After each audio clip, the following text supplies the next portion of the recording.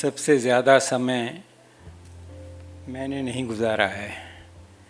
सबसे ज़्यादा समय तो भारती जी के पाठकों ने गुजारा है उनके साथ। मित्रों, आज हम सब डॉक्टर धर्मवीर भारती के शताब्दी वर्ष की शुरुआत कर रहे हैं यहाँ इस मुंबई शहर में, और इसके लिए मैं आभारी हूँ अरुण जी आपका, वाणी प्रकाशन का, और कहाँ गई अदिति जो लगी हुई हैं सारे कार्यक्रम के पीछे। तो मैं इनका आभारी हूँ और हम सबको इनका आभार प्रकट करना चाहिए। ये काम मुंबई में होना था, मुंबई में ही हो सकता था। भारती जी ने अपने जीवन का अधिकांश समय, पुरानी बात छोड़ दीजिए, 1960 से पहले वाली बात छोड़ दीजिए, 1960 के बाद वो कभी मेडकर के बम्बई से बाहर नहीं गए, अपने इलाहाबाद में भी नहीं गए, जिसको वो जीवन से ज़्यादा प्यार करते थे, ऐसा वो कहते थे। तो उस मुंबई शहर को ये अवसर मिला है कि वो देश के एक बड़े साहित्यकार, एक बड़े पत्रकार को प्रणाम कर सके, उनकी श्रद्धांजलि पर उन्हें याद कर सके, उनकी शताब्दी पर उन्हें याद कर सके। किसी भी रचनाकार को याद करने का मतलब उसकी जय जयकार करना नहीं होता।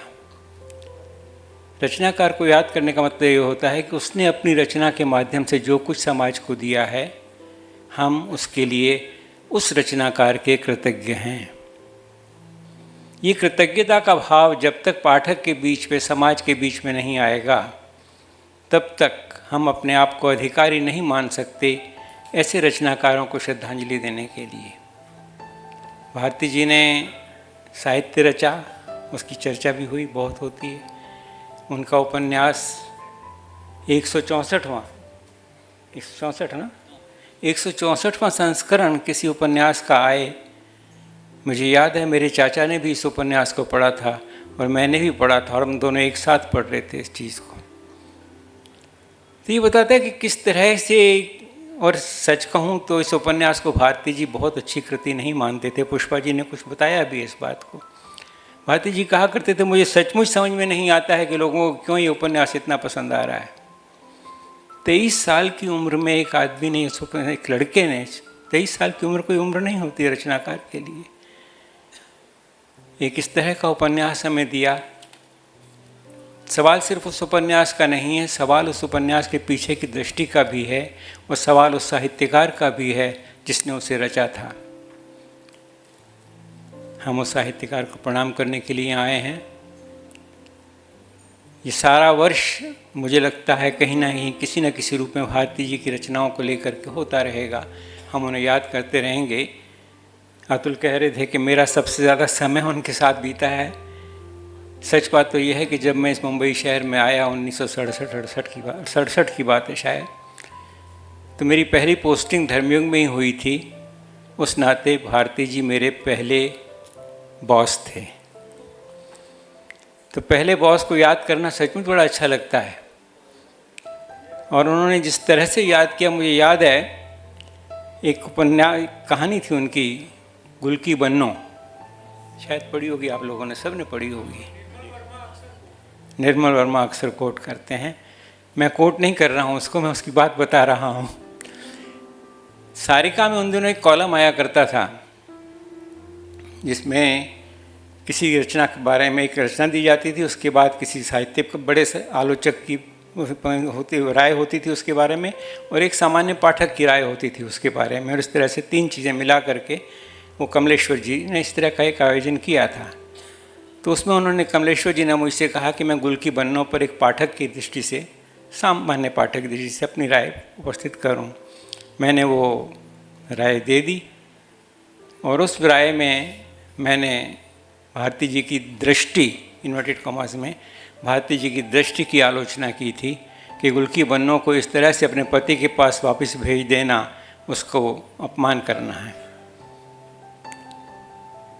किसी ने भारती जी को जाकर के ये बात बताई कि देखिए साहब, वो विश्वनाथ नामक लड़का आया, उसने ये लिख दिया आपके उपन्यास के बारे, कहानी के बारे में। तो जो भारती जी ने कहा, उसी लड़के ने आके मुझे बताया था ये कि ऐसा भारती जी कह रहे हैं। और भारती जी ने कहा कि हाँ मैंने पढ़ा है, वो लड़का पढ़ता लिखता है। मेरे लिए इससे बड़ा सर्टिफिकेट कोई हो नहीं सकता था। जो भारती जी ने उस समय मुझे दिया था, उस सर्टिफिकेट के लिए भारती जी मैं आपका आभारी हूँ, क्योंकि उससे मुझे आश्वासन मिला था कि मैं कुछ लिख सकता हूँ, मैं कुछ पढ़ सकता हूँ, मैं पढ़ने लायक भी हूँ। पढ़ने लायक होना बड़ी भारी ज़रूरत होती है। हम सब पढ़ते तो हैं चीज़ों को, लेकिन अपने आप को पढ़ने लायक तब बनाया जा सकता है जब आप उस चीज़ में घुस जाएं, धंस जाएं। आपके शब्दों में चीज़ में धंसना पड़ता है, तब आदमी पढ़ने लायक बनता है। तो भारती जी के लेखन को पढ़ करके बहुत से लोग पढ़ने लायक बने हैं, उनमें से एक हम भी हैं। मैं अपने आप को में शुमार करना चाहता हूँ। और एक पत्रकार के रूप में मैं समझता हूँ भारती जी का बहुत बड़ा योगदान है। उनका साहित्य के योगदान की बात तो सब करेंगे, लेकिन एक पत्रकार के रूप में उन्हें हमेशा याद किया जाना चाहिए। और सबसे बड़ा योगदान उनका ये था कि भारती जी ने अपने साथ जिन लोगों को भी रखा था, वे सारे के सारे एक भी ऐसा नहीं था जो बाद में जाकर के कहीं ना कहीं संपादक ना बना हुआ हो।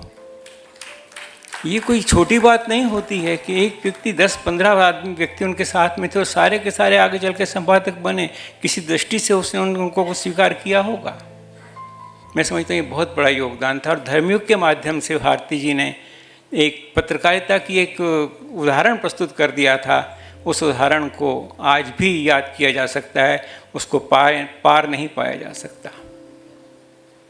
धर्मयुग एक ऐसी पत्रिका थी, 4 या 5 लाख तक, सुदर्शना जी यहाँ सामने बैठी हैं, 5 लाख तक हो गया था सर्कुलेशन।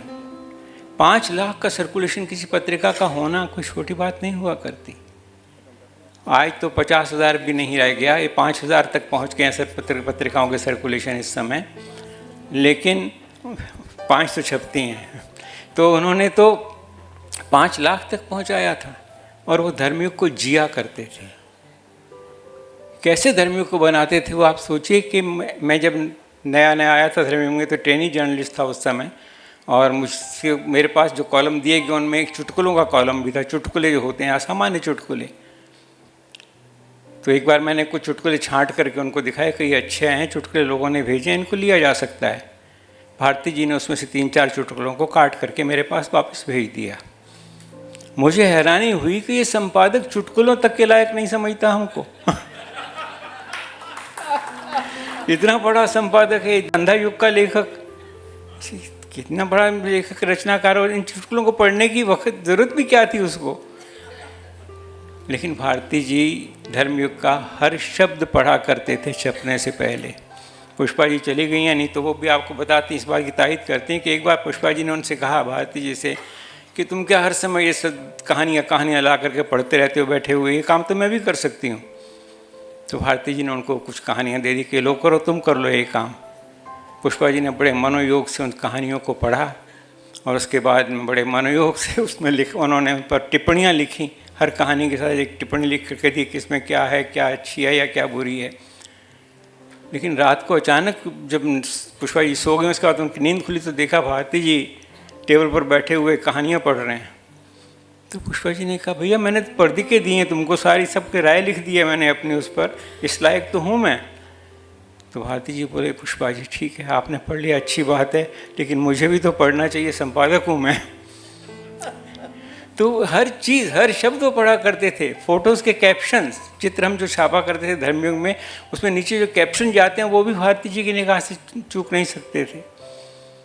तो इतनी तत्परता के साथ जो व्यक्ति अपना कार्य को करता हो, और हम उस नाते हम कह सकते हैं कि भारती जी ने मेरे जैसे बहुत से लोगों को पत्रकारिता सिखाई थी, हम उनके आभारी हैं।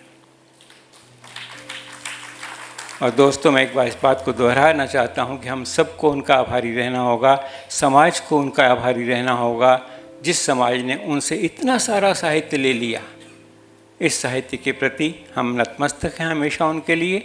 आइए हम सब ये का संकल्प करें कि ये सारा साल कम से कम अच्छी रचनाओं को पढ़ने में गुजारेंगे, ठंडा लोहा से लेकर के, और सपना अभी तक कि एक पूरी यात्रा हमारे सामने है, उस यात्रा को हम देखेंगे, उस यात्रा को जिएंगे। भारती जी आपको प्रणाम, बहुत बहुत धन्यवाद।